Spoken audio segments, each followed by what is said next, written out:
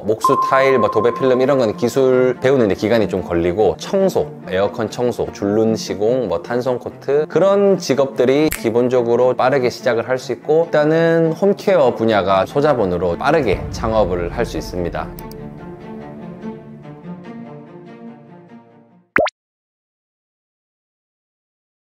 현장 기술직의 가장 큰 매력은 저는 정말로 내가 하는 만큼 벌 수 있다는 이제 그런 부분인 것 같습니다.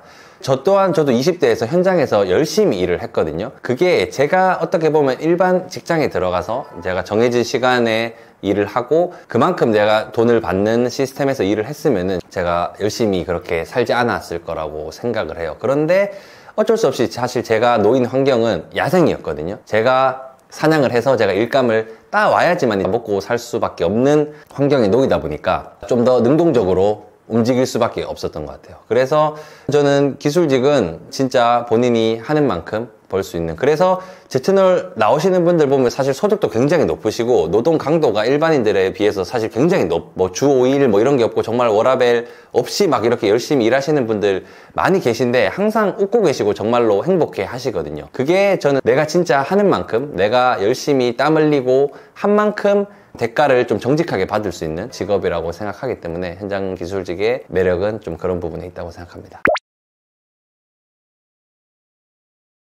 일단은 마음가짐이 가장 중요하다고 생각을 합니다. 여러분들이 이걸 직접 안 해보면 모르겠지만은 우리가 딱 진짜 이걸 뛰어들었을 때 사실 공사 현장이거든요. 저는 지금 청소업을 하고 있지만은 청소업이라고 하면 더러운 변기를 닦아야 됩니다. 거기 오물이 보일 수도 있고, 그리고 목수, 타일 이런 현장 가보면 그냥 분진이나 이런 게 어마어마하고 지금까지 내가 살면서 접해보지 못한 아마 환경에 놓을 거예요. 사실 지금 대부분의 사람들은 우리가 좋은 대학을 가고 회사에 들어가고 깔끔하게 그렇게 일을 했을 거기 때문에 이렇게 새로운 환경에 놓였을 때 저는 일단은 내 마음가짐, 저를 좀 내려놓는 그런 태도가 정말 중요하다고 생각합니다. 그리고 대부분 또 어떻게 보면 사회에서 또 한 자리 하셨던 분들일 수도 있습니다. 소위 말하는 내가 왕년에 조금 이래서 뭔가 딱 그런 태도면 저는 이 직업에서 절대 살아남을 수 없다고 생각을 합니다. 로마에 오면 로마의 법을 따라야 하듯이 사실 현장에 오면은 몸 잘 쓰는 게 최고거든요. 내가 현장에 가서 기술을 배운다고 했을 때 특별히 내 과거 내가 무슨 대학을 나왔고 전혀 중요하지 않습니다. 그냥 주어진 임무, 내가 지금 막내면은 커피를 잘 타야 되고, 그리고 내가 또 청소를 잘 해야 되고, 무거운 거를 잘 들어서 우리 기술자분들의 손과 발이 되어줘야 되기 때문에 일단은 제가 약간 스킬적인 것도 중요하지만 그런 좀 원초적인 부분, 진짜 마음가짐, 내 자신을 좀 내려놓는 그런 게 중요하다고 생각하고, 그리고 또 주변의 시선도 좀 극복하는 게 중요하다고 생각을 합니다. 사실 제가 청소한다고 했을 때 저희 부모님이 이제 반대했거든요. 그 정도로 제가 뭔가 지금 이렇게 현장 기술직을 한다고 하면은 지금 대중들이 생각하는 인식은 노가다라는 인식이 강하기 때문에 뭔가 이 직업을 이렇게 응원해 주기보다는 그거 한번 좀 다시 생각해봐라. 그렇기 때문에 본인은 비전이 있다고 생각해도 뭔가 혼란이 올 거예요. 그리고 처음에는 또 일당 자체가 높지 않기 때문에 이게 맞는 걸까? 그런 생각이 좀 들기 때문에 그렇게 좀 주변의 시선이나 이런 것도 극복해야 되고 본인 스스로 그걸 좀 컨트롤 할 수 있는 좀 강한 정신력을 가지는 게 가장 중요하다고 생각합니다. 홈케어 분야가 좀 소자본으로 좀 빠르게 창업을 할 수 있습니다. 일단은 목수 타일, 도배 필름 이런 거는 기술 배우는데 기간이 좀 걸리고, 좀 빠르게 창업을 원한다고 하면은 청소, 그리고 에어컨 청소, 그리고 줄눈 시공, 탄성 코트, 요즘에 약간 좀 집수리하는 그런 카테고리도 좀 많이 나오고 있는데, 그런 직업들이 일단은 기본적으로 좀 빠르게 시작을 할 수 있고, 창업 비용이 사실 차량을 제외하면은 장비나 이런 거는 저는 웬만하면 다 1,000만 원 이내로, 한 500만 원 이내로도 충분히 다 맞출 수 있다고 생각을 하기 때문에 일단 제가 지금 말씀드린 그런 직업들이 조금 빠르게 좀 소자본으로 시작할 수 있는 직업이라고 생각합니다. 제 채널에는 다양한 기술자 분들이 나오시는데, 전 직업이 정말 현장 기술직과는 상반되는 아이돌을 하시다가, 사실 어떻게 보면 우리가 봤을 때 굉장히 빛나잖아요. 정말 얼굴도 잘생기시고 춤도 잘 추시고 노래도 잘 하시는데 정말 그 연예계의 그 치열한 세계에서 어떻게 보면 좀 살아남지 못하고 좀 좌절을 하실 수도 있죠. 그런데 페인트를 하는 직업을 선택을 하셔가지고 지금 너무나도 잘하고 계신 분이 계십니다.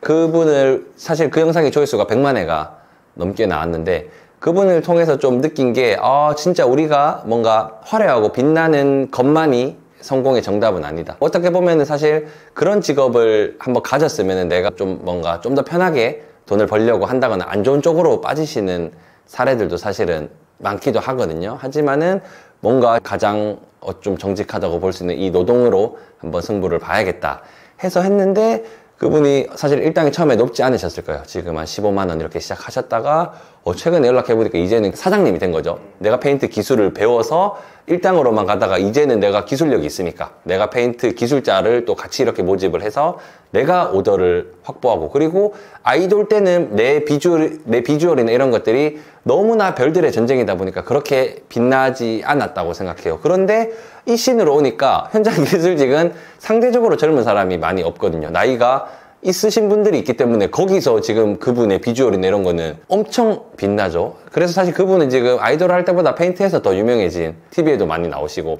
그래서 진짜 그런 분들도 진짜 또 특별한 분들도 계시고, 그리고 또 하나의 래퍼를 꿈꾸시다가 정말 이렇게 또 쇼미더머니 또 이런 데도 나가고, 또 그렇게 내가 연예계에 뭔가 래퍼로서의 꿈을 꾸다가 현실적으로 또 이게 정말 또 쉽지 않구나 해서 페인트를 또 지금 직업으로 선택하셔가지고 너무 잘하는 분도 계시고, 이제 랩은 그냥 정말 여유있게 취미로 하시더라고요. 이게 생업이 페인트로서 이제 또 이게 잘 해결이 되니까 또 그렇게 취미로 하시고, 그리고 또 요즘은 사실 이 공부를 원래는 이게 못하는 사람만이 선택하는 직업, 이런 인식이 많이 강했는데, 제 채널에 이제 수학 전교 1등한 고등학생 청년이 있었습니다. 그런데 진짜 사범대에 갈 수 있을 정도로 성적이 좋았지만 그 길을 선택하지 않고 아예 인테리어 필름이라는 기술자의 길을 선택을 해가지고, 물론 수학 선생님을 해도 잘 될 수도 있지만은 미래적으로 봤을 때 조금 불안감을 느꼈던 것 같아요. 내가 젊을 때 오히려 확실한 기술을 배우는 게 좋겠다 싶어서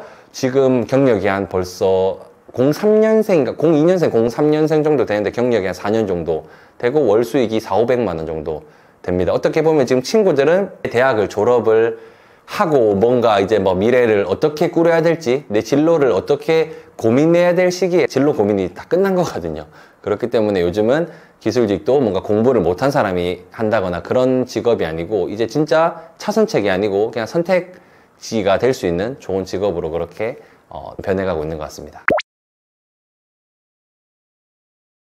일단은 어느 정도 내가 육체적인 노동이 좀 들어가는 거기 때문에 이거를 좀 버틸 수 있는 정신적인 부분이 중요하다고 생각을 합니다. 사실 어느 정도 정신이 육체를 좀 지배할 수 있다고 생각을 하거든요. 모든 일이 그렇겠지만 처음부터 내가 막 일을 조금 하고 막 돈을 많이 벌 수 있는 건 없다고 생각을 합니다. 그렇기 때문에 내가 기술을 배우는 기간, 내가 기술을 습득하고 내 고객을 어느 정도 확보하는 기간, 충분히 이제 그 정도의 시간은 필요하기 때문에 그 시기를 좀 어떻게 이겨내느냐 중요한 것 같아요. 근데 사실 그거는 저는 어떻게 보면 좀 간절함이 있어야 된다고 생각하고 헝그리 정신이 있어야 된다고 생각을 합니다. 요즘 막 워라벨 하지만은 저는 창업을 한다? 내가 뭔가 직장이 아니고 뭔가 창업을 해서 내가 무언가를 한다. 이거는 사실 내가 1인 사장이 되는 거잖아요. 내가 잘하면 큰 성공을 할 수도 있지만은 내가 못하면은 이거는 회사가 망하는 거기 때문에 정말 좀 그런 굳은 다짐을 하셨으면은 좀 그런 좀 정신력을 좀 잘 갖춘다면은 좋을 것 같아요. 그리고 보통 사실 창업을 하게 되면은 내가 돈을 못 벌 수도 있습니다. 그렇기 때문에 너무 막 안정성이 없는 상태에서 시작하는 것보다 어느 정도 좀 여유 자금을 마련해 놓고 것도 좋다고 생각을 해요. 어느 정도 내가 진짜 6개월, 1년 정도는 혹시 수입이 좀 적어도 버틸 수 있는가. 왜냐면은 요즘 사람들이 막 유튜브나 이렇게 정보가 너무 나오니까 너무 막 급하게 마음을 먹는 거는 좋으면서도 그렇게 좋지 않다고 생각을 해요. 인생이 길거든요. 그리고 경쟁자들이 아무리 뭐 많다고 해도 일단은 나도 충분히 내가 열심히 잘 하면은 거기서 또 살아날 수 있는 거기 때문에 어느 정도 좀 충분히 여유자금이나 이렇게 한 6개월, 1년 정도는 내가 기술을 배우는데 좀 뭐 비용이 좀 들어갈 수도 있고, 어느 정도 또 창업 비용이 들어갈 수도 있고, 내가 또 일을 했는데 막상 돈이 안 벌릴 수도 있고, 그런 기간을 버티기 위한 그런 좀 재정적인 부분만 준비가 되면 좋을 것 같습니다. 제가 이번에 몸 좀 쓰면 어때? 라는 책을 썼습니다. 솔직히 저는 20대 때부터 성장에 대한 갈망이 있었고 뭔가 또 책을 많이 봤는데 책을 볼 때마다 이런 이야기가 없는 게 조금 안타까웠던 것 같아요. 세상은 지금도 우리가 그 당시에 막 주식이나 재테크, 코인 막 이런 게 붐이면은 그런 이야기들로 쫙 깔립니다. 그리고 어떻게 하면 조금 더 쉽고 빠르고 좀 편리함을 추구하는 시대에서 노동을 통해서 돈을 버는 것도 정말로 있다. 이런 메시지는 없더라고요. 그렇기 때문에 제가 이런 몸 좀 쓰면 쓰면 어때라는 책을 쓰게 됐고, 그리고 앞으로 저는 또 이런 열연남아 유튜브를 하고 있지만은 진짜 몸을 조금만 움직이면 기회는 있다. 그리고 또 제 책의 부제가 스펙은 없어도 기회는 있습니다입니다. 사실 저는 정말 운동선수 출신에 스펙도 없고 이렇게 힘든 삶을 살았지만 노동을 통해서 제 삶을 완전히 180도 바꿨기 때문에 앞으로도 몸 좀 쓰면 어때? 라는 슬로건을 가지고 열심히 그런 현장 기술직에 대한 가치를 알리는 사람이 되도록 하겠습니다. 고맙습니다.